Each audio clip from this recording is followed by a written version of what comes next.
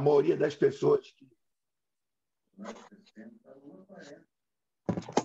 Louvamos ao Senhor por mais uma noite estarmos aqui na sua presença, reunidos aqui em comunhão, formando essa igreja que se localiza nesse lugar, né?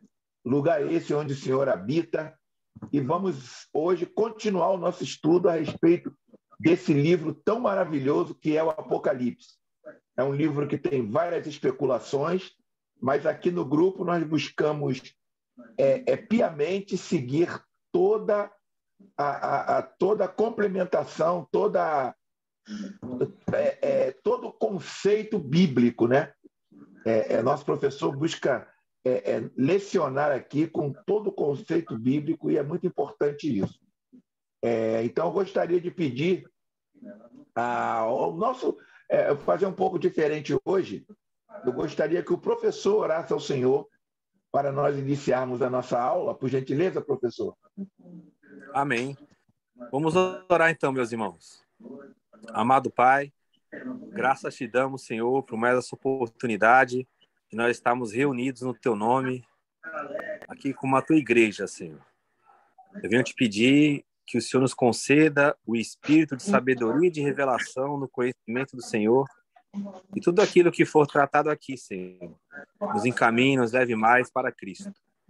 Abençoa a vida de cada irmão que está participando agora do estudo e daqueles, Senhor, que irão participar posteriormente. Continua derramando a Tua graça sobre cada um, meu Pai.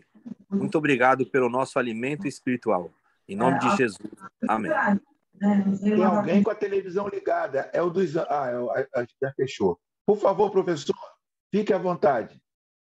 Amém.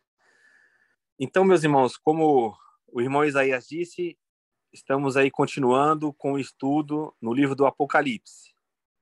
Hoje a gente vai estudar, permitindo o Senhor, a questão da nova humanidade apresentada ali no livro do Apocalipse.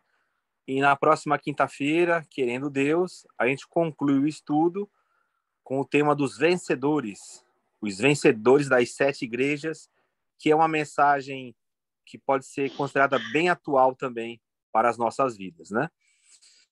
O nosso foco aqui, então, hoje, ele parte aí dos capítulos 21 e 22, principalmente. Não somente, mas principalmente. Qual que é o conceito de nova humanidade que o Apocalipse apresenta? Quando a gente verifica na Bíblia essa questão da humanidade restaurada, da humanidade completa, da nova humanidade, nós temos que tomar o cuidado de não colocar isso apenas no plano futuro, apenas como sendo um cumprimento posterior. Ou seja, que isso vai acontecer no futuro quando da vinda do Senhor Jesus ou quando houver a restauração de todas as coisas e aí nós habitarmos nessa dimensão novos céus e nova terra. Até porque as linguagens do Apocalipse, elas não são linguagens novas na Bíblia. Essa é uma chave de leitura também. O Apocalipse, como a gente já conversou aqui, ele é o livro do Novo Testamento que mais possui referências e passagens diretas do Antigo Testamento. Então, se você pegar o Antigo Testamento e lançá-lo no Apocalipse, você vai ver que é quase uma totalidade de textos que ali estão encontrados. Então, quando o Apocalipse ele fala de algum tema, esse tema ele não é novo, né? Pode ter algo novo no Apocalipse, né? Em novidade de vida, na questão da plenitude. Agora, toda a dimensão do Apocalipse, em função da sua própria estrutura textual, é uma linguagem já conhecida dos irmãos da época, dos judeus, principalmente, e que não deve causar em nós nenhuma busca também posterior, no sentido de achar que tudo que está no Apocalipse é uma revelação nova. Não. O Apocalipse é uma revelação de Jesus Cristo, mas é dada segundo o entendimento, segundo o espírito da profecia, como o livro vai dizer. Então, no final do Apocalipse, ele não é um final cronológico. Nós também já abordamos isso em outro estudo. Na verdade, nós podemos ter um final do Apocalipse no capítulo 11, quando fala que todos os reinos passaram a ser do Senhor Jesus, e no Apocalipse capítulo 20, quando acontece o juízo final. O Apocalipse 21 e 22, ele não é o final cronológico. Ele tem aspectos finais, mas não é o final cronológico. Ele é colocado no final do texto para mostrar qual que é a essência do Apocalipse com relação à humanidade. Seria quase que triste, né, você terminar com o juízo final, embora o juízo final seja uma mensagem de vitória. Mas é muito mais bonito você terminar com a expectativa da nova humanidade. Essa nova humanidade que o Apocalipse apresenta, ela não é como até o Isaías estava comentando, né, antes da gravação. Se a gente ia ter aquela questão do novos céus, nova terra, se seria um paraíso como no Éden e tal. Nós temos sim essa esperança, porém, a linguagem do Apocalipse 21 e 22, ela quer demonstrar algo muito importante, que é uma chave de leitura bastante interessante. Se nós olharmos o que tem nesses dois capítulos finais, são as mesmas coisas que estão representadas lá no Apocalipse 2 e 3. Lá no Apocalipse 2 e 3, que é até o nosso tema do próximo estudo, fala acerca das 7 igrejas da Ásia Menor e dos vitoriosos daquelas igrejas. Ao que vencer. A cada vencedor de cada igreja é feita uma promessa. E aonde a gente vê o cumprimento dessa promessa? A gente vê no Apocalipse 21 e 22. Então aqui, a chave de leitura é a seguinte: tudo aquilo que o Senhor Jesus promete na vida da igreja é aquilo que a gente encontra na nova humanidade. A nova humanidade para Deus, ela não é uma nova humanidade glorificada aqui no Apocalipse. Ela não é isso. No Apocalipse, a nova humanidade é uma humanidade que ela sai da morte para a vida. Ela sai daquele contexto de perseguição, ela sai de um contexto da marca da besta, ela sai de um contexto onde vê o inimigo prevalecendo, matando muita gente, para uma sociedade onde os valores de Deus eles estarão totalmente intrínsecos ali. É uma nova dispensação. E aqui caberia um pouco do estudo da carta aos Hebreus, onde aquele autor ele vai dizendo que as coisas velhas estão passando e as coisas novas estão surgindo. Em que sentido? É a saída da religião para a vida plena em Cristo. A nova humanidade que é proposta no Apocalipse é uma humanidade que ela vive na dispensação do Espírito. Ela ouve a voz do Espírito. Então, lá nas 7 cartas, a gente vê aquela expressão: quem tem ouvidos para ouvir, ouça o que o Espírito diz às igrejas. E no Apocalipse 21 e 22, é a plenificação disso. É a consumação daquele povo que aprendeu a ouvir a voz do Espírito e passa a viver nessa dimensão. Tem um aspecto muito interessante nesses 2 capítulos, é que João, quando ele está percorrendo ali a cidade, isso é claro, numa visão, isso é numa estrutura simbólica, ele procura encontrar naquela cidade um templo, um santuário. E ele não encontra mais o santuário. Olha que interessante.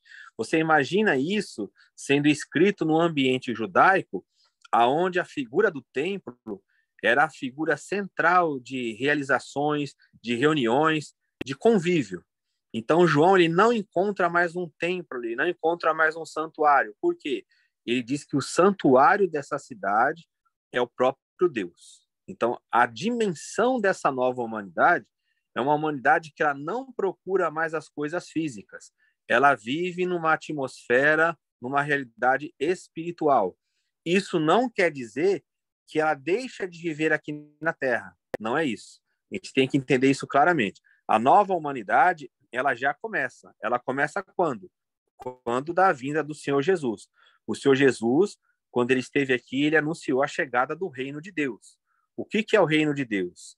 É a sociedade, é a verdadeira sociedade alternativa. Vocês lembram daquela música do Raul Seixas, né? Que até o Paulo Coelho, que era o autor, que dizia da sociedade alternativa? A sociedade alternativa não é uma sociedade mística, espiritualista. A sociedade alternativa a esse mundo é o reino de Deus. É o reino que vem do céu para essa terra, né? Jesus mesmo orou assim: venha o teu reino. Então, a nova sociedade de Deus é a sociedade que ela vive segundo os padrões do reino de Deus. E ela já vive de maneira intensa nesse mundo. É claro que haverá uma consumação onde nós viveremos para sempre com o Senhor, sem mais a presença do mal, sem a presença do pecado, sem a presença dos inimigos, numa perfeição absoluta, crescendo no conhecimento de Deus, enchendo esse universo com Cristo. Mas esse reino de Deus, ele já se realiza agora. É função nossa aqui expandir esse reino. Então, para o Apocalipse, para essa visão de João, o livro termina com essa sociedade de Deus, com esse reino de Deus, com a nova humanidade prevalecendo sobre os aspectos anteriores, sobre os aspectos da luta, da batalha. Aqueles mesmos irmãos que estavam sendo massacrados, que eles estavam sofrendo, que eles estavam sendo decapitados, mortos, humilhados, o texto vai dizer que eles serão a cura para as nações. As nações procurarão eles. O que isso quer dizer? É que conforme o reino de Deus vai se expandindo nesse mundo, todas as nações elas vão se voltar para Deus. Isso pode parecer algo utópico para nós e até usado de maneira errônea em algumas plataformas políticas. Mas nós sabemos que quando o evangelho prospera no local e os valores de Deus eles são colocados ali, nós temos de fato uma verdadeira vida. Nós temos uma sociedade onde não é o dinheiro que manda, não é o poder, não é o nascimento de uma pessoa, não é cor da pele, não é feudalismo, não é patriarcalismo, não é nada. É a realidade que está em Cristo Jesus. A sociedade que Deus quer é uma sociedade onde todos são considerados como irmãos. É uma sociedade onde o brilho dessa sociedade não é uma busca intelectual, filosófica, não é uma busca ideológica, mas é uma contemplação do Cristo. Aquele Cristo que ele manifestou o seu amor no serviço. Então, essa nova humanidade, ela vive esses valores. É uma sociedade que ela está a serviço do próximo. Quando isso ocorre, o Apocalipse diz que há o aumento do templo do Senhor.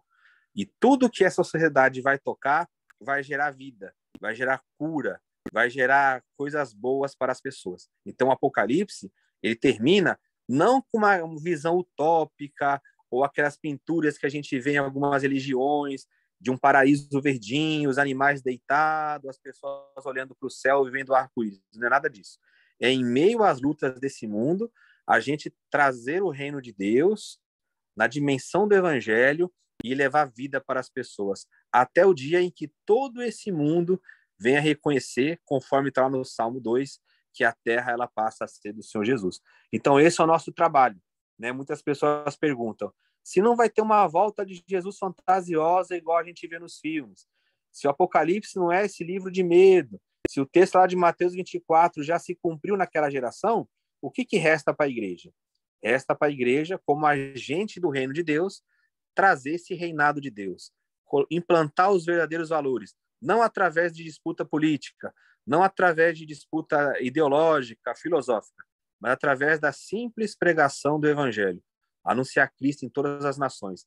E aí nós teremos esse final tão glorioso do Apocalipse, que pode se levantar a besta, que pode se levantar o dragão, que pode se levantar a Babilônia, que pode se levantar o Egito, que pode se levantar qualquer forma de opressão.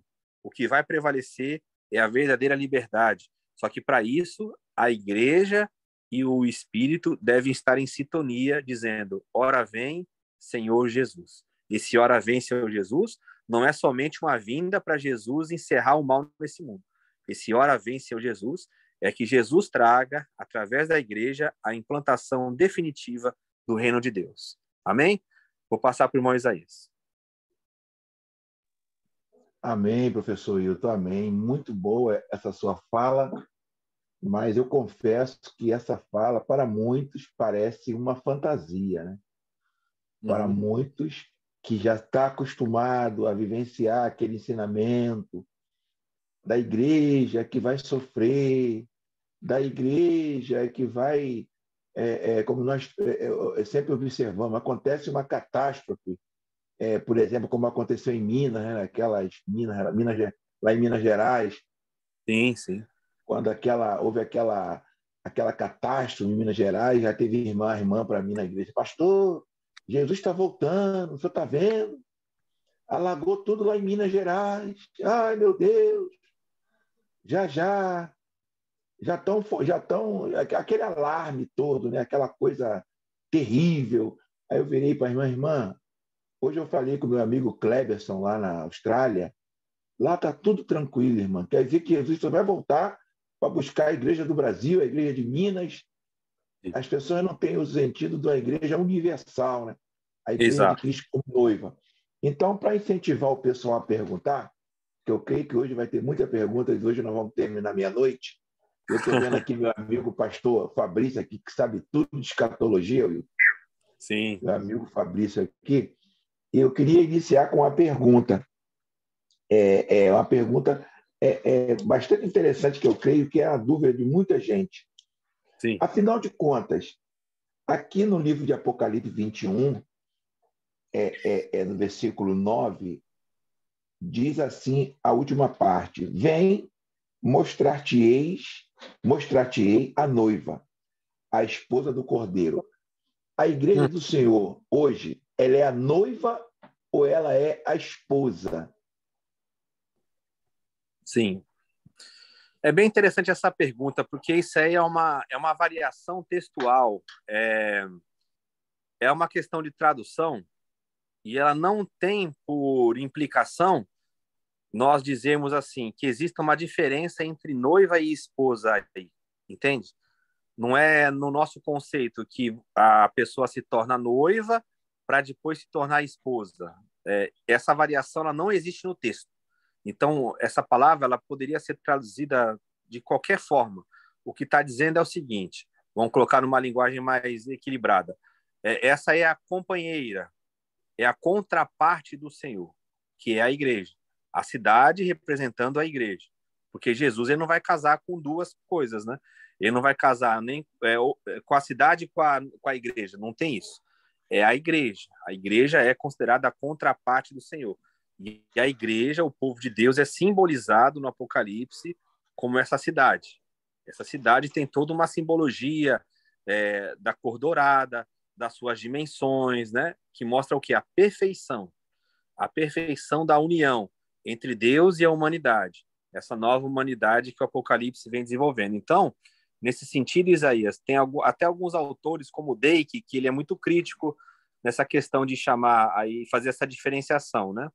Então, assim, não tem de fato uma diferença para dizer o seguinte: ó, hoje a igreja é noiva, mas vai chegar o dia que ela vai casar e será nas bodas.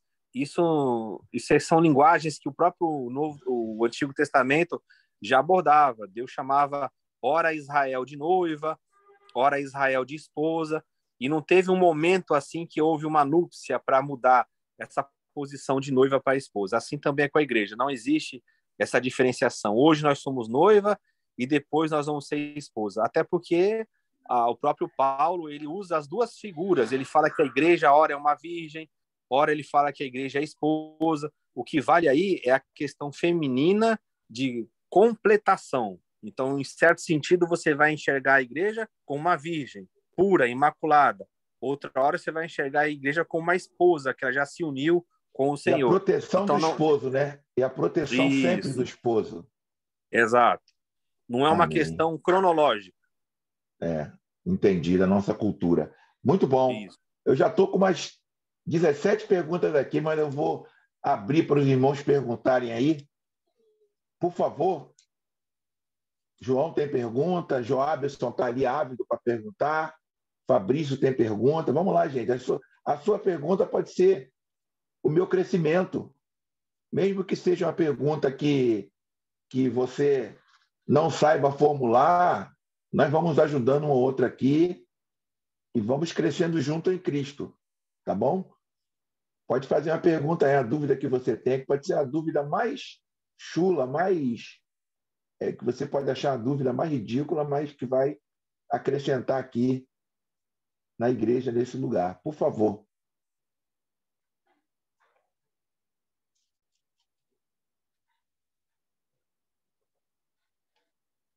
A Sheila está perguntando aí, Isaías, no bate-papo. Ela perguntou sobre e as ruas de ouro? Sim. E as ruas de ouros? E eu aproveito para te perguntar também Apocalipse 21, 23. Uhum. A cidade não precisa nem do sol, nem da lua para lhe dar em claridade, pois a glória de Deus a iluminou e o cordeiro é a sua lâmpada. Eu já sei essa Legal. resposta, mas Sim, aproveitando, muita gente nova aqui, eu sim. gostaria que você, por gentileza, nos perguntasse, por favor, nos ajudasse, por favor. Tá legal. Então, Sheila, essa cidade celestial que é apontada aí para nós como Nova Jerusalém, ela está em contraponto à Babilônia. Então, qual que era a crença na Babilônia? A crença na Babilônia é que havia uma cidade celestial onde os deuses habitavam. Essa cidade era cheia de pedras preciosas, era uma cidade onde era regida pelo zodíaco, os signos do zodíaco, e era uma cidade que tinha ruas de ouro e tal. Então, o que, que o autor está fazendo? Ele está usando como contraponto, né? Ele está pegando tudo aquilo que é apresentado na cidade da Babilônia, na crença da Babilônia, na crença das divindades da Babilônia, ele está reduzindo isso e colocando isso no ponto que se identifica com o povo de Deus. Então ele está mostrando o seguinte, ó, a verdadeira crença espiritual não é aquela da Babilônia, mas é a que a gente apresenta para vocês. O que, que significa ruas de ouro? Por que, que tem essa linguagem dourada? A linguagem dourada na Bíblia, ela nos remete lá ao livro de Daniel, quando Nabucodonosor teve aquele sonho. Então, como eu falei, a cabeça de ouro da estátua, ela representava o que? O reino babilônico, ok? Agora, quando essa linguagem de ouro, ela vem para a questão da igreja, ela tem uma representatividade das coisas divinas. Então, o ouro é qualidade daquilo que é de origem divina. Lembra quando Paulo, escrevendo aos Coríntios, ele fala do tribunal de Cristo? Aí ele fala que a edificação que cada um faz vai ser provada pelo fogo. E aí ele apresenta 3 tipos de materiais que serão aceitos por Deus e 3 tipos de materiais que serão rejeitados por Deus. Quais são os 3 tipos de materiais que serão aceitos? Ouro, prata e pedras preciosas. Quem edificou com isso vai ter a sua obra aprovada. Quais são os elementos que são negativados ali, né? Madeira, feno e palha. Quem edificou com esses materiais vai ser desconsiderado, essas obras serão queimadas. Então, tudo na Bíblia, no Novo Testamento, que aborda a questão de ouro, ele fala o quê? Da questão divina. Então, a cidade que é formada de ouro, ela tem uma origem celestial. Ela tem uma origem que ela vem de Deus. Por isso que fala que essa cidade ela desce do céu para a terra. Qual que é essa simbologia? Que o reino de Deus, ele é um reino que ele não tem origem aqui na terra. O próprio Cristo disse isso para Pilatos. Se meu reino fosse desse mundo, eu invocaria aqui legiões de anjos para me defender. Mas não quer dizer que o reino não atue nesse mundo. É que a origem dele é uma origem celestial. Então, por isso que tem essa cor dourada. O ouro, ele tem essa questão toda de falar de realeza, de divindade, ok? Quando Isaías cita a questão do sol e da lua, também tem a ver com os símbolos lá da Babilônia. A lua e o sol, eles eram adorados. Por isso que lá no Gênesis vai dizer que Deus criou o sol, que Deus enviou a luz. Por quê? Porque eles estavam lá no cativeiro babilônico. O Pentateuco, ele é escrito lá através daquelas origens que nós já estudamos, né? Então, o que ele quer mostrar? Que todos esses elementos celestiais, que para aqueles povos eram divindades, que eles adoravam, eles estão debaixo de Deus. Deus é que controla todas as coisas. E quando Isaías citou aí do sol e a lua, que a luz não vem deles, o que está mostrando? Que quem ilumina a cidade é Cristo. Então, da onde que nós tiramos a nossa vida? Quem é que nos ilumina, né? Paulo vai dizer isso, que a nossa vida é iluminada pelo Senhor e nós vamos crescendo de glória em glória no conhecimento de Cristo. Então, a igreja, como sendo a cidade santa, o povo adquirido, como sendo o povo que representa o reino de Deus, a dependência da igreja é Cristo. Tudo que emana de Cristo é abençoado e vivido na igreja. Em contraponto, a sociedade da época do Apocalipse, né, os inimigos do povo de Deus, eles eram alimentados por quem? Pelo dragão. O dragão alimentava a besta e a besta dominava o mundo, o império com a sua ideologia. e a igreja tem a contraparte. A igreja é alimentada por Cristo. Então, quando olha para a cidade, não vê templo, não vê sol. O que que você vê quando você olha para a cidade? Você vê Cristo, porque a cidade, ela é a expressão de Cristo. A igreja nada mais é que a expressão visível de Cristo. É bom deixar bem esclarecido aqui para os irmãos a respeito de quem é o dragão, Wilton, porque muitos aqui, a nossa audiência aqui é rotativa, né? A nossa audiência é rotativa. Então, temos que, se você puder ajudar a explicar quem é o dragão, a questão da figura dos dois dragões, né? do dragão, da publicidade, não é isso? Por Isso. favor, porque tem muitos aqui que estão. O dragão seria Satanás, a antiga serpente, né? E Isso. o imperador seria a besta, não é isso? Isso. O imperador seria a besta. Que muita gente aqui no Exato. grupo ainda acredita que isso ainda vai acontecer, só que nós estamos observando que isso já aconteceu, né? Isso já aconteceu. Sim, sem dúvida. Exatamente. Agora vamos lá. Tem uma pergunta aí no chat, né, Wilton? Tem. Tem uma pergunta no chat. Antes de você responder essa pergunta, eu queria fazer mais uma observação aqui, que o Espírito Santo tem me comunicado aqui a respeito da dificuldade que muitos têm em entender que o reino de Deus, que a Jerusalém, nós já vivemos toda essa verdade, não é isso? E que a igreja do Senhor, ela é vitoriosa, e que o mundo está melhorando. Como você fala isso, que o mundo está melhorando, parece uma coisa antagônica com o que você observa. Melhorando no sentido das portas do inferno não serem obstáculo ao crescimento da igreja. Então, eu gostaria que... Não é isso? Então, as pessoas ouvem escândalos, fazem uma avaliação do evangelho com a ótica nacional, com a ótica brasileira, né? Eles acham assim, caramba, a igreja está perdendo, Deus está perdendo a guerra, entendeu? Então fica um pouco assim utópico você dizer que a igreja do Senhor, ela está sendo vitoriosa. Por favor, professor. Sem dúvida, Isaías. A diferença daquela época para hoje, no sentido de nós falarmos que o mundo piorou, é porque a pessoa está confundindo o fluxo de informações com o avanço que aconteceu no mundo. Então, por exemplo, tem uma chacina lá no Japão. Eu consigo acompanhar hoje em tempo real. Então, parece que o mundo está uma desgraça, está ruim, porque é o fluxo de informações que chegam até mim. Principalmente se a pessoa for uma pessoa bitolada em programas televisivos. Aqueles programas, eles existem para divulgar as coisas ruins mesmo. Então, fica batendo naquela coisa. Agora, se nós compararmos os avanços tecnológicos, os avanços científicos, os avanços humanitários que nós tivemos ao longo desses 2000 anos, né, desde quando o Apocalipse foi escrito até hoje, a gente vai verificar que a vida humana melhorou muito.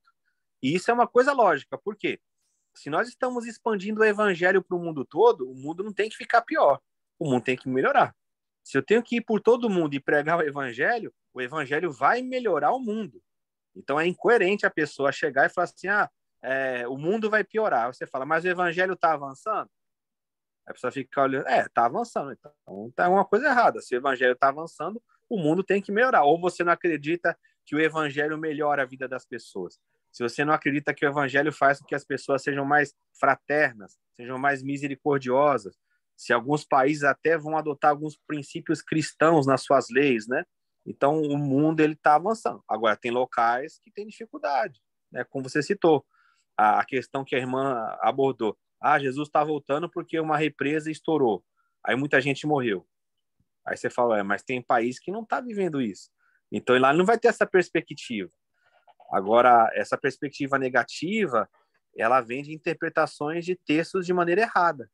Então, a pessoa, ela lê o texto, já com a caixinha teológica dela lá, e que fala assim, olha, vai ter guerras, rumores de guerras, pestes, fome. Então, ela enxerga que aquilo ali é uma questão mundial e que é para o futuro, sendo que o texto está contido dentro de um período específico de perseguição que haveria ali em função do Império Romano destruindo Jerusalém. Aí a pessoa transfere esse texto para uma ideia global, então ela tem que, de fato, acreditar que o mundo vai piorar, né? Amém. A Igreja Católica chama até de seitas apocalípticas, né? Seitas milenaristas. O que essas seitas pregam? Que o mundo tem que piorar. Então, ele enxerga, ele até gosta, esse tipo de pessoa, ela até gosta de eventos negativos, como você disse, porque o evento negativo para ela, na visão dela, está trazendo Jesus de volta. Então, veja que coisa Acelerando. complicada. Está Acelerando. acelerando a vinda.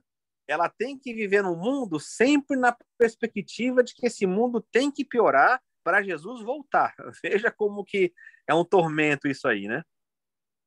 Exatamente. Ô, Hilton, então, por favor, pode ler a pergunta aí, por gentileza, Tá. e São deixando duas aqui para os irmãos, se os irmãos quiserem depois um livro, um livretezinho que ele tem 30 páginas, e ele mostra através de gráficos a respeito da fome no mundo, a fome em 1900, a fome, as doenças em 1930, a fome em 1950, a fome em 2000, vai vendo através de dados da ONU, dados da Organização Mundial de Saúde, as pestes que existiram no mundo em 1800. Então, ali você vai ver cientificamente, através de dados, que o mundo melhorou muito na questão da fome, na questão e todos os órgãos que fiscalizam esses detalhes, né? Da fome, da medicina, da ciência e etc. Por favor, professor Hilton, me perdoe. Imagina, são duas perguntas aqui, né? Uma do irmão Isaac e outra do irmão Alexandre. A do Isaac diz assim: a paz seja com todos. Nos céus veremos Deus face a face? Os céus onde ficarão os salvos é acima dos céus onde Deus habita? Então vamos lá. Nos céus veremos Deus face a face? Sim, na pessoa de Jesus. Jesus, ele é a expressa imagem do Deus invisível. Se nós chegássemos no céu e nós víssemos o Pai, o Filho e o Espírito Santo com três imagens diferentes, seriam três deuses, né? Mas Deus é uma trindade e a expressão dessa trindade, a imagem dessa trindade é o Filho.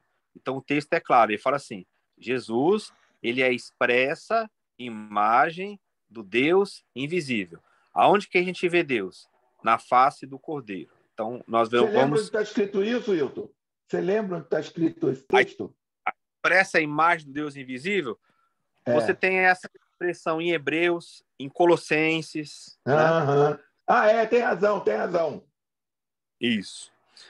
Agora, a outra pergunta onde ficarão os salvos? É acima dos céus onde Deus habita? Então, irmão Isaac, essa questão de localização geográfica dos céus, ela é dada aqui para nós apenas com uma identificação, mas os céus, ele não é um céu que você vai tendo camadas celestiais, é como se fosse uma camada, duas camadas, né? Quando a Bíblia fala de terceiro céu, ela quer mostrar o seguinte, que é um céu acima de qualquer perspectiva de conhecimento humano. Haviam crenças judaicas lá que falavam até de sétimos céus, né? Só que céu, como a gente entende, é um local que no Apocalipse ele até foge da presença de Deus, né? Fala lá que no juízo final os céus e a terra fugiram de diante da presença do Cordeiro, ou seja, não se achou lugar para eles.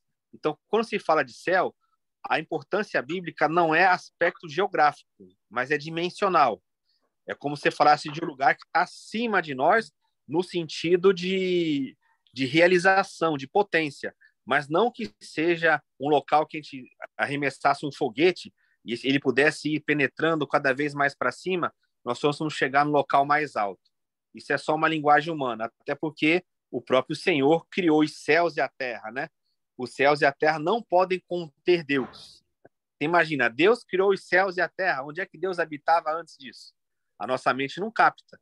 Mas Deus, ele está acima da geografia. Então, essas linguagens, quando falam dos céus, elas falam numa perspectiva humana para nós termos uma ideia, mas ela não expressa totalmente o que vai ser esses locais, por isso que a gente não pode definir isso geograficamente.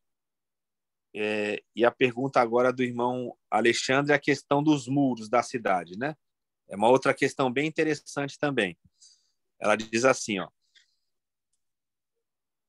e a questão do muro, por que tão forte, com 12 camadas de pedras preciosas? Irmão Alexandre, esse número 12 aí, quando fala do nome dos apóstolos, é a mesma linguagem que Paulo usa quando ele fala aos Efésios acerca da fundação, do fundamento da igreja. A igreja ela é fundada, né, naquela fundação, naquela pedra preciosa que é Jesus, que é a principal, e depois em cima do fundamento dos apóstolos e profetas. Então, quando fala de muro, o muro, o que ele representava?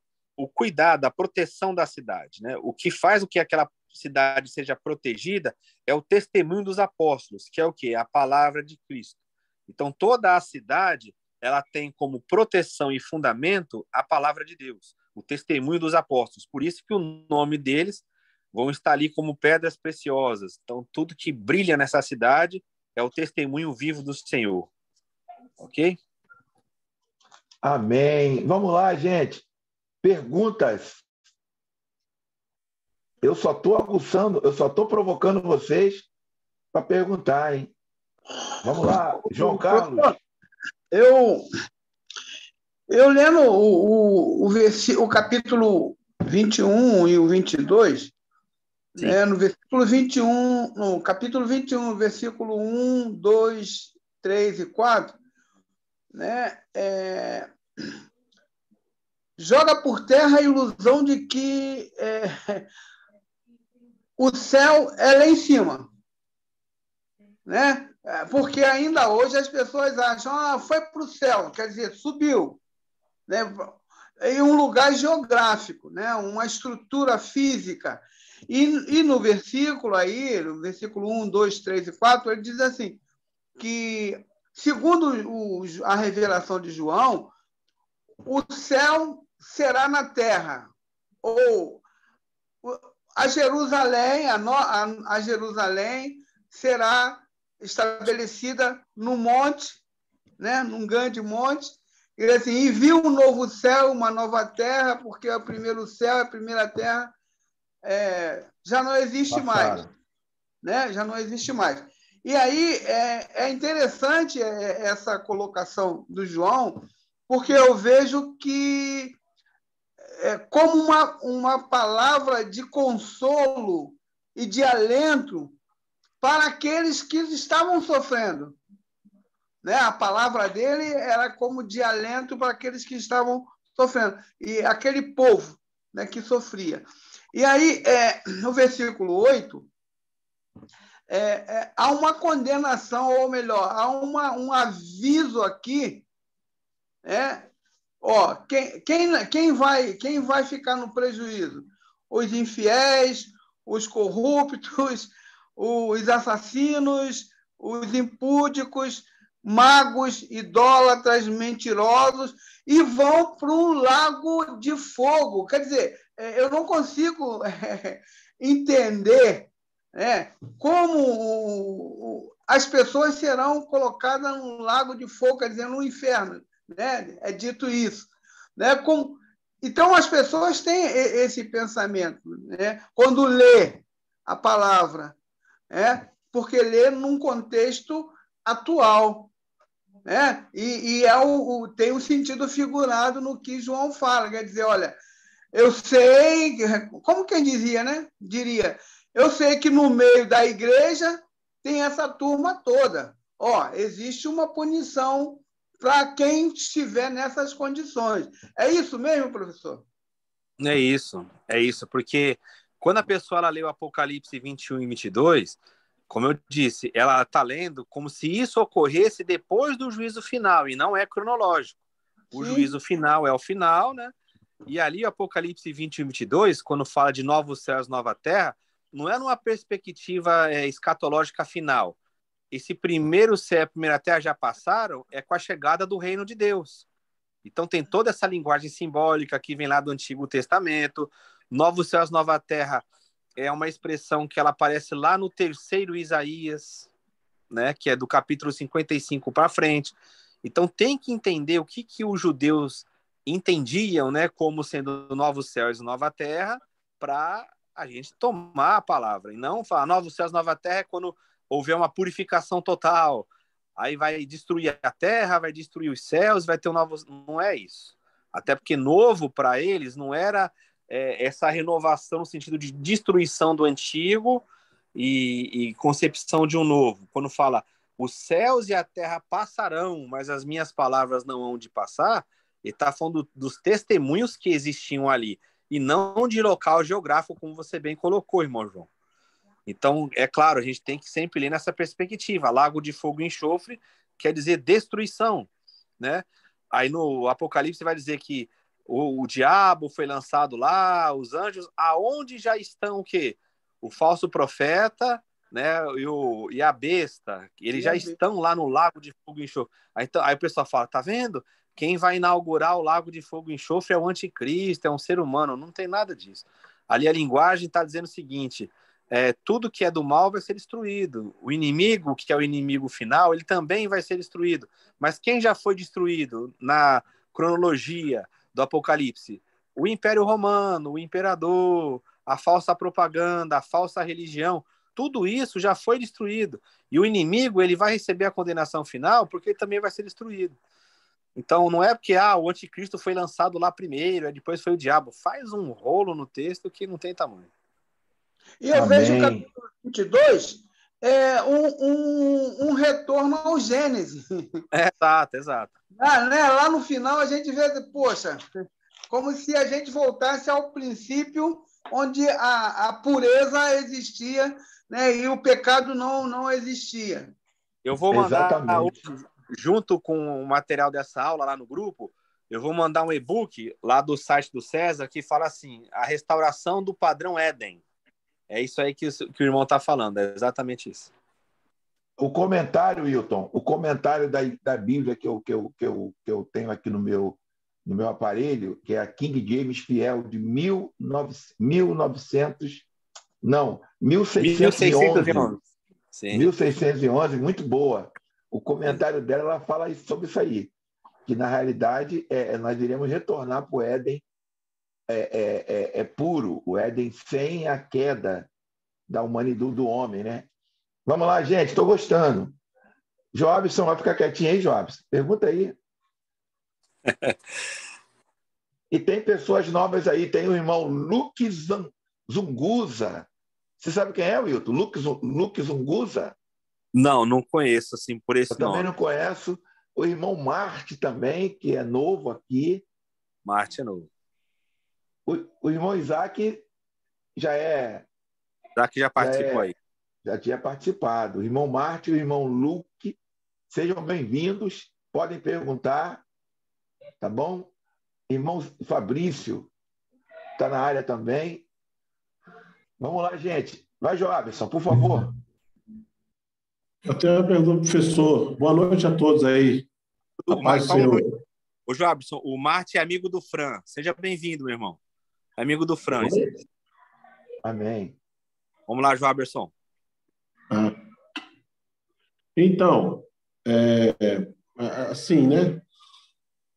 Na verdade, assim, eu queria que esclarecesse sobre esse Apocalipse 21 aqui, que fala, até o irmão aqui, o irmão João, né? Ele abordou um pouco sobre isso. Da Nova Jerusalém, que descia do céu da parte de Deus, né? E, assim, por um lado, a Nova Jerusalém, já ouvi assim, pregações falando que, por um lado, a Nova Jerusalém vai ser composta pelas regiões celestiais e a terra onde haverá as nações. Nessas regiões celestiais, aí é assim, que o professor abordasse sobre essa questão, a separação do que são na Nova Jerusalém, essas regiões celestiais e a terra. Porque na terra tem um versículo que fala que haverá a árvore da vida no meio e servirá para a cura das nações. Então, eu queria assim, que o professor falasse um pouco sobre essa questão da Nova Jerusalém, quem comporá essa Nova Jerusalém que estará ocupando as regiões celestiais, e o que será essas nações que vai precisar de folha da árvore da vida para a cura. Isso. Essa questão, irmão Jobson, ela é bem complexa quando as pessoas entendem a Nova Jerusalém de maneira literal. Para quem acredita que é uma cidade com aquelas dimensões, tem um grande problema nisso, porque fala assim, vai ser uma cidade que ela vai ficar aqui na Terra, ou ela vai ficar suspensa. Aí tem os dois grupos. Tem um grupo que acredita que ela vai, de fato, tocar na Terra, e um outro grupo que acredita que ela vai ficar suspensa. Aí você fala assim, mas como que vai ficar suspensa? Aí tem que começar a viajar. Tem que falar assim, não, vai ter tipo escada rolante que vai chegar até ela, ou nós vamos ter capacidade de voar. Eu já vi pregações sobre isso, gente falando que nós vamos ter capacidade de voar.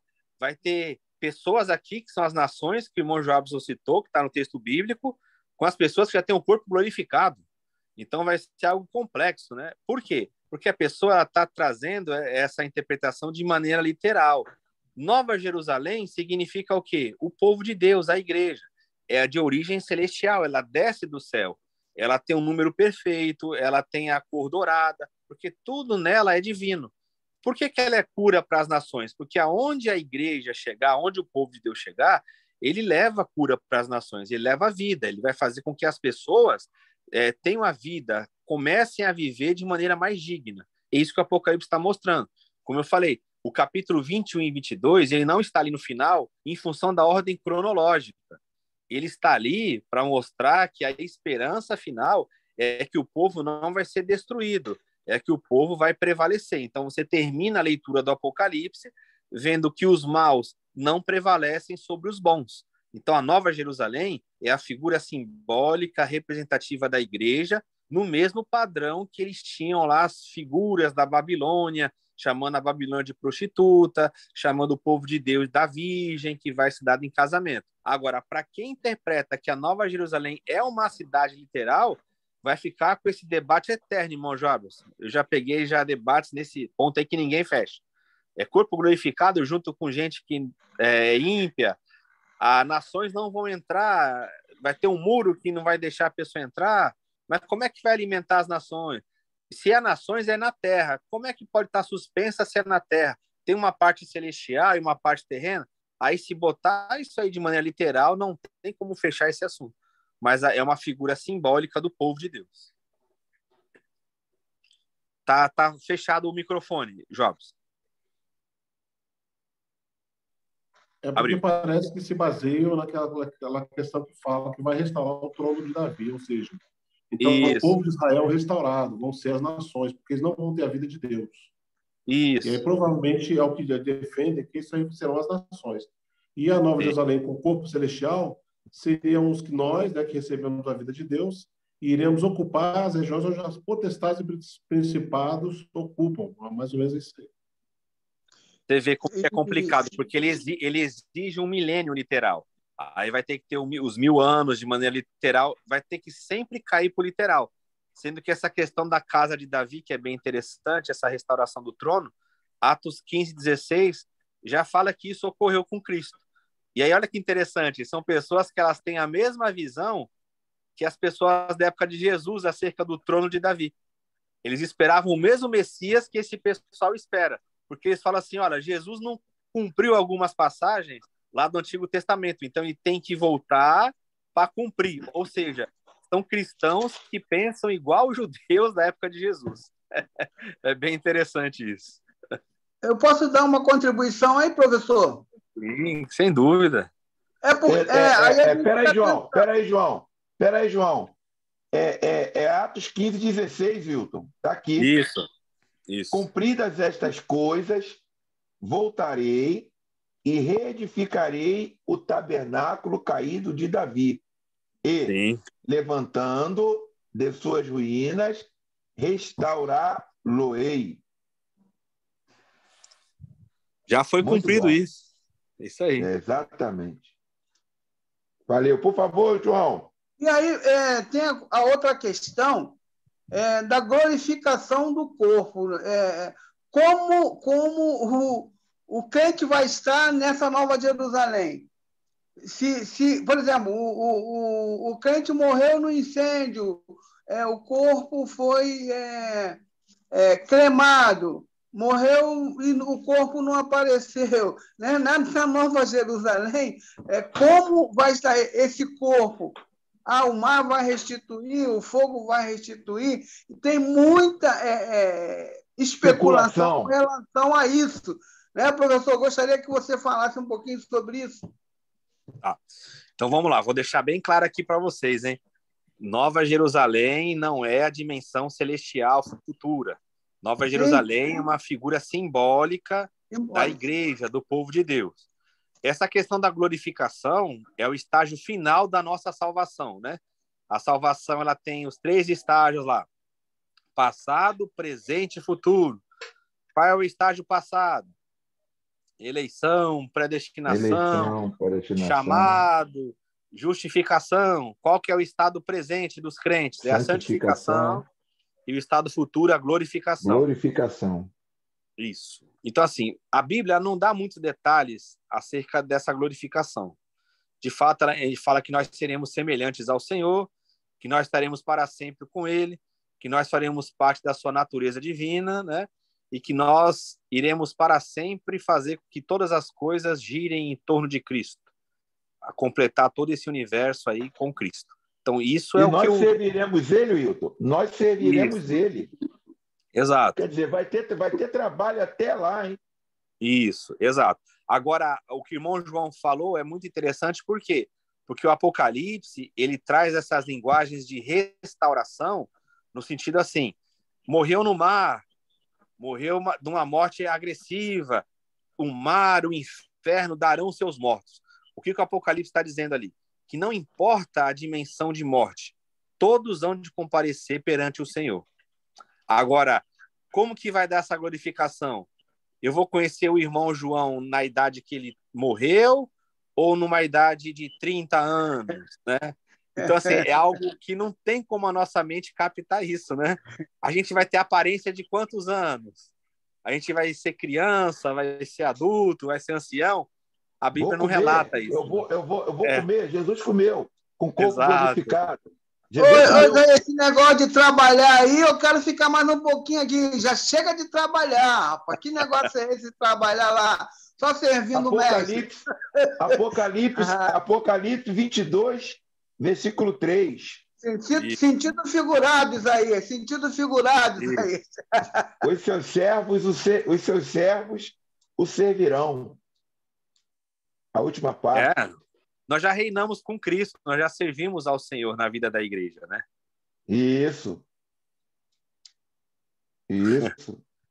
Mas lembrando que a dimensão do Senhor é muito mais do que de um servo, né? Ele fala lá em João, eu já não o chamo mais de servo, mas de amigo. Nós somos servos do Senhor, mas a relação que ele tem conosco é que nós somos o seu amigo. Isso. Olha lá, gente. A pergunta interessante aqui, né, do irmão Marte. 21, verso 3. Eis que o tabernáculo de Deus está com os homens. Olha que coisa bonita. Ele fala que ele não entendeu, né? O tabernáculo de Deus com o homem, o que é? Jesus tabernaculou entre nós. Está lá em João 1,14, né? O verbo se fez carne e habitou entre nós. Ele tabernaculou conosco. E hoje a presença de Deus está conosco. É o Deus conosco. Então, na Nova Jerusalém, que é o povo de Deus, quem que está no meio de nós? Eis que eu estou convosco todos os dias até a consumação dos séculos. Deus já habita conosco. Deus está dentro de nós, né? E isso será uma dimensão plena na eternidade, mas Deus já habita conosco. O reino de Deus está dentro de nós. Cristo veio, era o Deus Emanuel, o Deus conosco. E hoje ele é além do Deus conosco. Ele é o Deus dentro de nós, né? Rapaz, que coisa linda isso, hein? Tu vai falando aí, eu vou aqui anotando.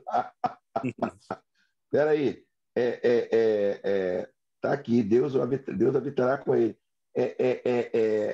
A questão do... Deus tabernaculou, né?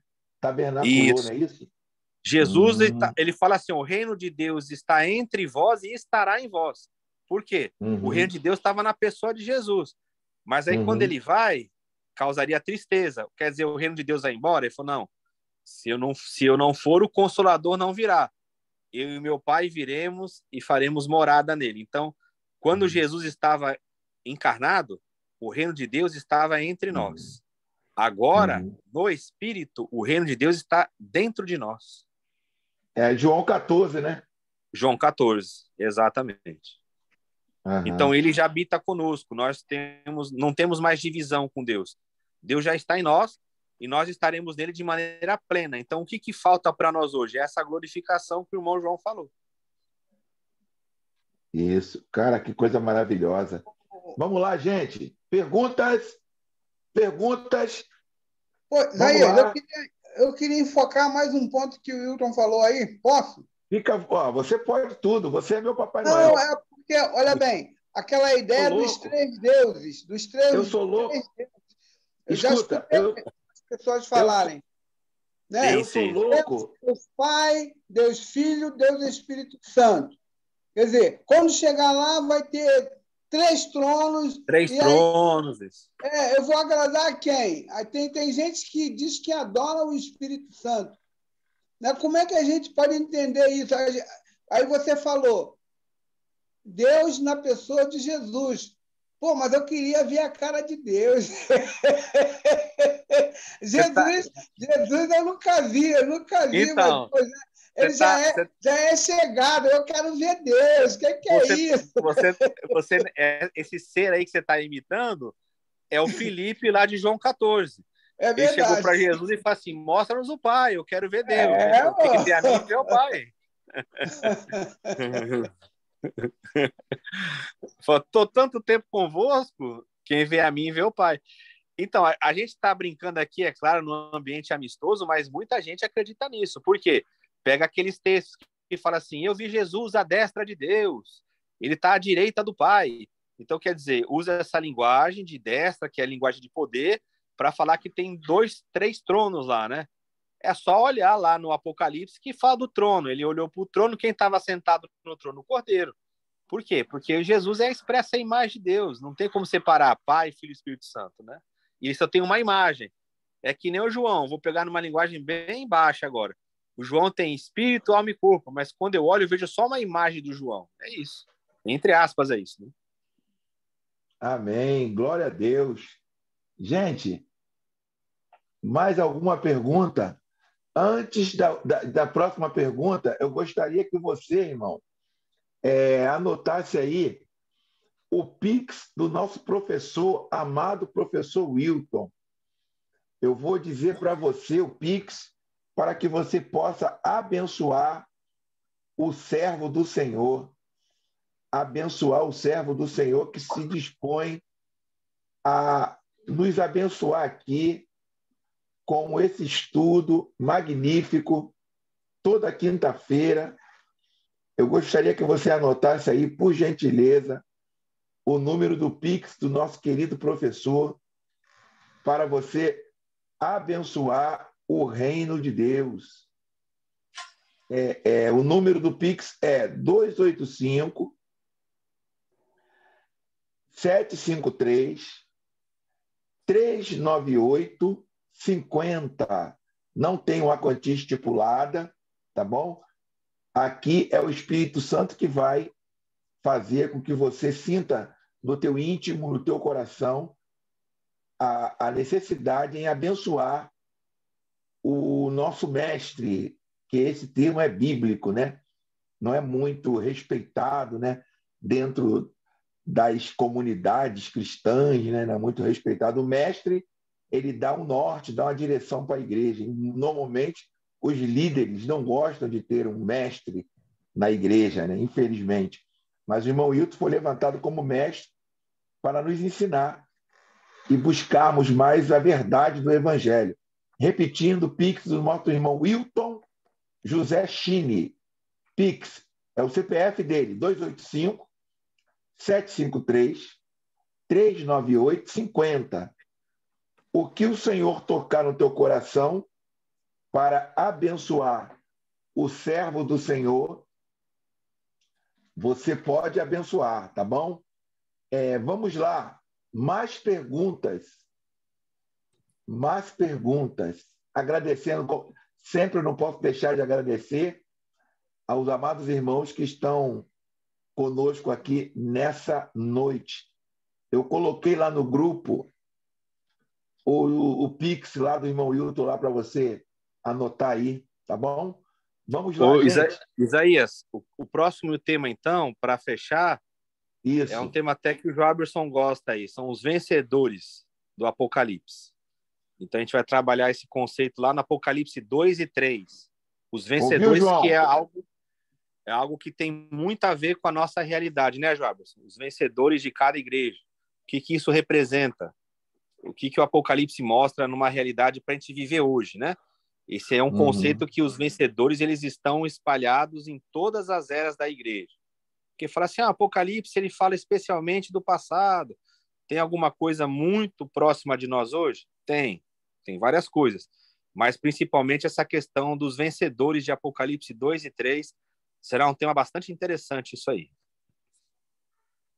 E eu gostaria de conclamar os amados irmãos a se inscreverem no nosso canal do YouTube, porque lá no nosso canal, o irmão Luke e o irmão Marte, lá no nosso canal, tem todos os estudos do Apocalipse que nós tivemos até agora, que são 3 estudos, todos, e outros estudos a respeito de todos os livros do Segundo Testamento, tá bom?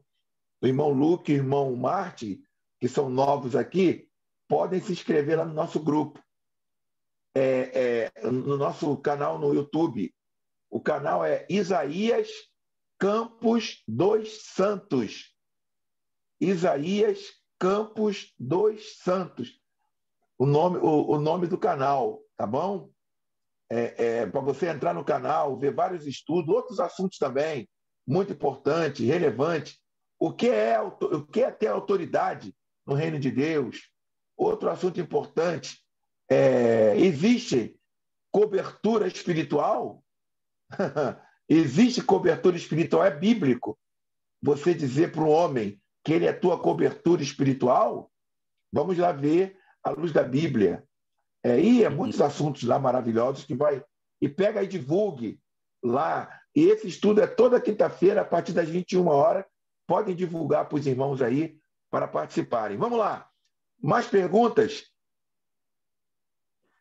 Obrigado, Isaac. Mais perguntas ou podemos terminar? Amém. Amém. Amém. Eu não vou entrar naquela questão aqui, irmão Hilton, do inferno, né? Sim. Que o João vai ficar alvoroçado ali. A questão do inferno. Haverá inferno ou não haverá inferno? Meu Deus! Interessante, João. Eu não vou entrar aqui, mas vamos ver se no futuro nós vamos entrar nesse contexto aí, que vai surpreender muitas pessoas aí. E é lindo que é base bíblica, é maravilhoso quando tem base bíblica e desconstrói conceitos que nós aprendemos desde criancinha. E dá aquela crise, né? Dá aquela crise. Meu Deus, eu aprendi isso. Quantos cursos que eu fiz, quantas apostilhas eu comprei. Meu Deus, aquele sábado à tarde na igreja, passei o dia todo lá na igreja aprendendo. Eu saí maravilhado. Aí você fala, caramba, nada era verdade. Eu fui, infelizmente, eu não aprendi a verdade. E quando vem a verdade, ela te choca, ela te causa uma crise. Isso é normal, aconteceu comigo. Então, eu gostaria de passar para o professor, para alguém, quem quiser dar a última palavra, fiquem à vontade. Se não, o professor Hilton vai dar a última palavra e eu vou orar para terminar, convidando os irmãos a ir para a cantina lá, que hoje nós iremos comer um empadão de frango, ou melhor, de camarão, que o nosso professor João, nosso doutor em gastronomia, João, fez para a gente.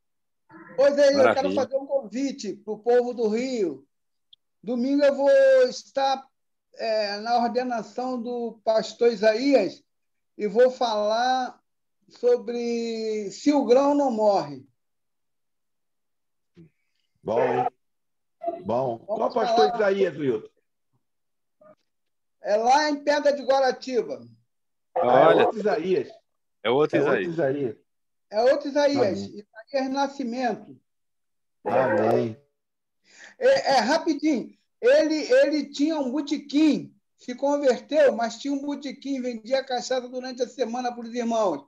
Mas aí domingo ele enchia uma Kombi e levava todo mundo para a igreja. Aí eu jogava o evangelho em cima, o povo se convertia. Ele ainda não era convertido, mas ele levava o povo para a igreja. E hoje é uma bênção, é um pastor, vai ser um pastor. E aí ele me convidou para estar lá. Graças a Deus, né? Deus é bom. O irmão Isaac está Amém. perguntando ali a questão da blasfêmia contra o Espírito Santo. Eu vou falar Isso é para ele muito bom. rapidamente. Isso é muito bom. É o seguinte, irmão Isaac, era uma resistência deliberada que os fariseus, ali os religiosos da época de Jesus, tinham contra ele. Então, quando fala assim, eles atribuíam ao espírito maligno as obras que Jesus fazia. Então, o que era? Eles tinham o conhecimento de que aquelas obras eram obras realizadas por Deus, pelo Espírito de Deus, mas como eles não queriam que Jesus fosse reconhecido como Messias pelo povo, eles alegavam que aquelas obras eram feitas pelo diabo. Né? Marcos 3, verso 30, ele classifica muito bem isso, ele explica, né? Ele fala assim, porque diziam que era o espírito maligno que fazia essas obras.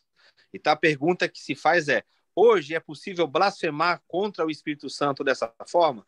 Não mais. Por quê? Porque Jesus ele estava encarnado e eles tinham consciência de que aquelas obras vinham de Deus. Mas em função da maldade do seu coração, do endurecimento, eles atribuíam aos demônios.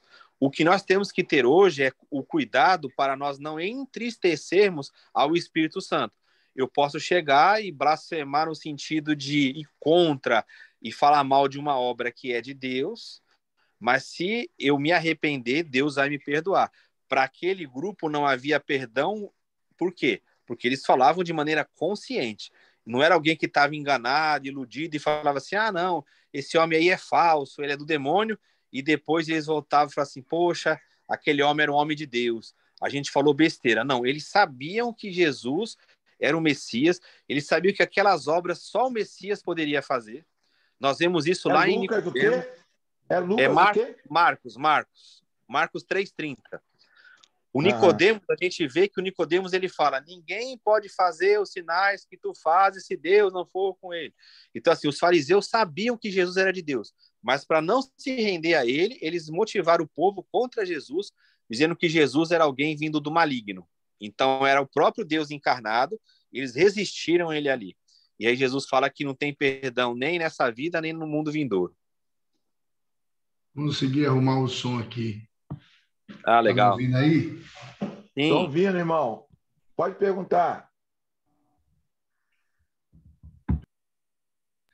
Tá ouvindo? Deu certo? Estamos ouvindo bem, irmão.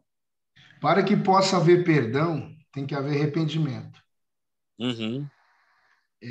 Arrependeu, pede perdão, Cristo perdoa, Deus perdoa, vamos dizer assim. Porém, o que eu também vejo nessa visão de rejeitar a obra do Espírito Santo? Porque ele veio para convencer sobre o pecado, justiça e juízo.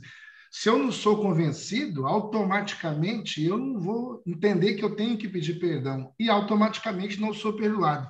Seria também esse não perdão, nem nesse século, nem no século vindouro, a resistência à obra do Espírito Santo? Fora essas questões que ocorreram no passado, vamos dizer, nos dias de hoje. Alguém fala, eu simplesmente não acredito, não, mesmo vendo os milagres acontecerem, mesmo testificando alguma coisa. Será que essa visão também minha está equivocada? Só para complementar. Não, é bem interessante, Merzak, porque de fato é uma rejeição. Mas eu não vejo a rejeição como uma blasfêmia. Né? Você pode rejeitar, você fala assim, não, eu não quero Deus. Eu não quero seguir ao Senhor e para mim isso aí não importa. É uma rejeição, sim. E a pessoa ela vai ser responsabilizada por isso.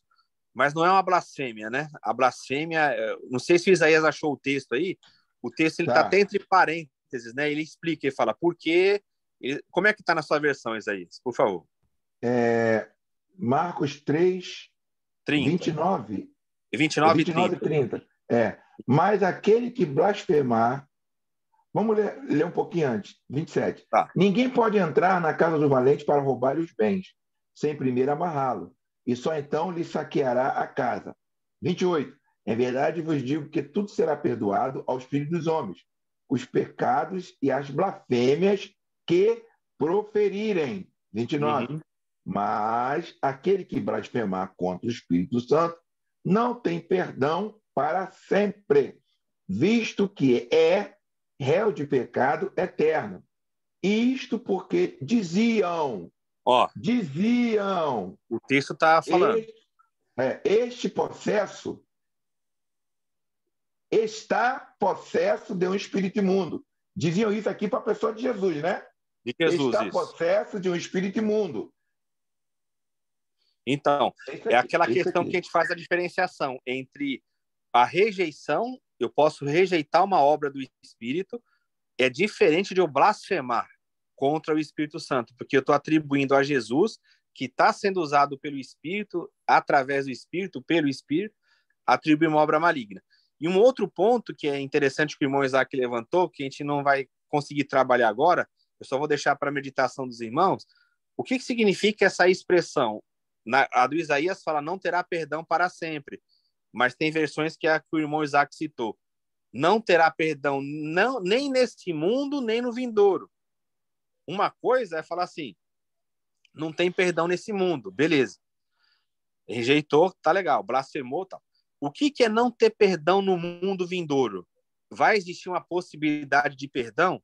Então, assim, no campo teológico, nós temos que contar com todas as possibilidades para o debate. Então, a gente vai encontrar uma linha de pensamento que diz que mesmo depois da morte, lá no juízo de Deus, que é no juízo que prevalece a misericórdia, que poderá haver uma possibilidade de perdão. Eu sei que a maioria das pessoas não crê assim, mas aqui é um campo teológico, então a gente tem que dar todas as visões, né? Então tem gente que trabalha esse texto aí quando fala, não terá perdão nem neste mundo, nem no vindouro. Tem possibilidade de ter perdão no mundo vindouro? É um debate teológico. Eu não estou afirmando nem que sim, nem que não. Mas é um debate teológico, é bem interessante essas questões aí. Por favor, irmão Alexandre, a última pergunta, fique à vontade. Boa noite, dessa vez não vai ser ele, não, vou ser eu, a esposa dele. Legal. Que bom, irmã, é isso aí, gostei. Seja bem-vinda. O professor falou uma coisa que me deixou um pouco aqui intrigada. Você falou a seguinte coisa, que Deus ele se expressa através da figura de Jesus, né? Sim. Eles são a Trindade sendo uma pessoa. Então, por que muitas vezes a gente, na hora da nossa oração, a gente coloca um caminho de 3 pontos, ou às vezes de 2 pontos dentro da oração? Tipo, colocando Jesus como intermediador, colocando Deus como se não fosse Jesus, como se fosse uma outra pessoa. Como que a gente pode ver isso? Tá. Então, vamos lá. Tem uma expressão que você usou aí, que eu vou fazer uma correção, tá? É na questão assim, eles são uma pessoa. Eles são um Deus, mas são 3 pessoas distintas, tá? Então, você tem o Pai, o Filho e o Espírito Santo. São 3 pessoas que formam um Deus. Vamos falar numa linguagem bem assim, sem entrar em termos teológicos, tá? Então, vamos lá. Não é uma pessoa, vamos só corrigir isso. São 3 pessoas que formam um Deus. Então, você tem o Pai como uma pessoa, vamos chamar assim, separada, depois eu vou juntar. Então, você tem o Pai como uma pessoa separada, o Filho com uma pessoa separada e o Espírito com uma pessoa separada. Porque é lógico que tem que ser separada, por quê? Jesus, quando estava aqui na Terra, ele orava assim, Pai. Então, ele falava com o Pai, e ele não pode estar falando com ele mesmo. Mas quando se trata da expressão desse Deus, nós não enxergamos 3 pessoas separadas. Por isso que é um mistério, né? São 3 pessoas separadas, mas elas são unidas ao mesmo tempo. Então, você consegue fazer uma distinção. O Pai não é o Filho não é o Pai. Mas o Pai está no Filho e o Filho está no Pai. Por isso que Jesus falou, quem vê a mim, vê o Pai. Ele não está falando, eu e o Pai somos a mesma pessoa. Ele fala, eu e o Pai somos um. Um quê? Um Deus. Eu e o Pai formamos um Deus. Mas o Pai é o Pai e o Filho é o Filho. Isso é um pouco complicado da nossa mente absorver, porque que é um mistério da Trindade, né? Então, você falou com razão. Quando eu estou orando, eu falo assim, Pai, em nome de Jesus. É como se a pessoa de Jesus estivesse se apresentando ao Pai. O Pai é a mesma pessoa do Filho? Não. Mas o Pai é um Deus junto com o Filho, junto com o Espírito Santo. Só que eles não agem de maneira separada. Lembra lá de João 14? Fala assim, aquele que me ama vai obedecer meus mandamentos e será amado do meu Pai. Eu e o meu Pai viremos até ele e faremos nele morada. Ou seja, o Pai e o Filho fazem morada em nós. Mas eles fazem morada em nós através de quem? Do Espírito. Então, quem habita em nós? O Espírito. Mas se o Espírito habita em mim, quem que está habitando em mim? Deus. Quem é Deus? Pai, Filho e Espírito Santo. Mas não é o corpo de Jesus que está dentro de mim, né? Jesus se manifesta em mim através do Espírito. Então, quando fala assim, Jesus é a expressa imagem do Deus invisível, é que quando nós olharmos para Deus, nós vamos ver uma imagem. Qual que é a imagem que vai aparecer, sendo que Deus é invisível? Vai aparecer a imagem de Jesus. Porque Jesus hoje, ele tem o quê? Ele tem um corpo humano glorificado, como nós teremos lá na eternidade. Então, a imagem de Deus é Jesus. Quando nós olharmos para Deus, nós vamos entender que ali está o Pai, o Filho e o Espírito Santo, porque eles formam um Deus. Mas eles são três pessoas distintas. É muito difícil isso, de fato, por isso que isso é um mistério, isso é algo que vai além da nossa compreensão, é por isso que a gente só pode, assim, falar dentro daquilo que a Bíblia revela e ainda em parte, né? Essa realidade nós só vamos ter mesmo na eternidade, porque o ser de Deus nós vamos passar a eternidade toda conhecendo e nunca nós vamos esgotar o ser de Deus. Mas você, de fato, você, por exemplo, na oração, você fala ao Pai, em nome de Jesus, são duas pessoas distintas, mas formam um Deus só. É só a imagem de Deus que você não vai ver três imagens, porque senão seriam três deuses, né? E é um Deus só. Entendi. Amém. Tirou a dúvida. Satisfeita, irmã? Sim, obrigada. Uma E boa eu queria irmão, pedir, aproveitando... O irmão Isaac, o Isaías, Ah. o irmão Isaac, ele faz uma consideração aqui interessante, que ele fala assim, cite algumas formas de entristecer o espírito.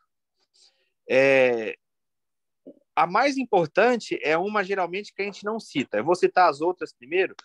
A gente ser duro com a palavra de Deus, a gente ser desobediente, a gente não responder aquilo que o Senhor tem comunicado a nós, são formas de entristecer o espírito.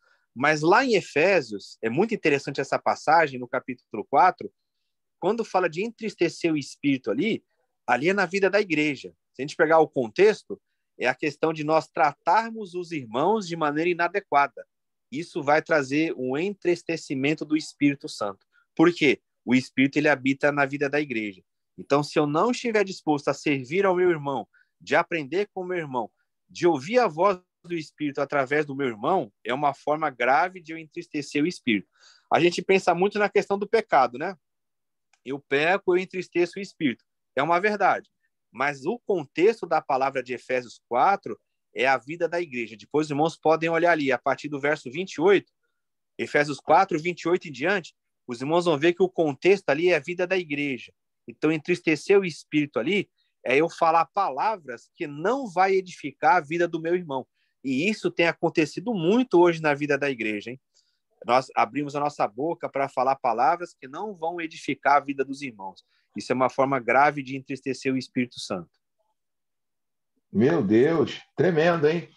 Eu queria pedir à irmã que fez a pergunta agora, que orasse, terminando aqui essa reunião da igreja. Por favor, irmã, a senhora Amém. pode orar, por gentileza? Agradecendo ao Senhor por esse momento em que nós aprendemos aqui aos pés do Senhor. A irmã pode orar, agradecendo ao professor, agradecendo a todos que participaram aqui desse momento, o irmão Luke, o irmão Marte também, a irmã Jacira, o irmão João Carlos, o irmão Isaac, o irmão Estevão, o irmão Joabson, a Cissa, o irmão Alexandre, por favor, Pode orar? Sua esposa, irmão Alexandre, por favor? Sim, claro. Por favor, irmã.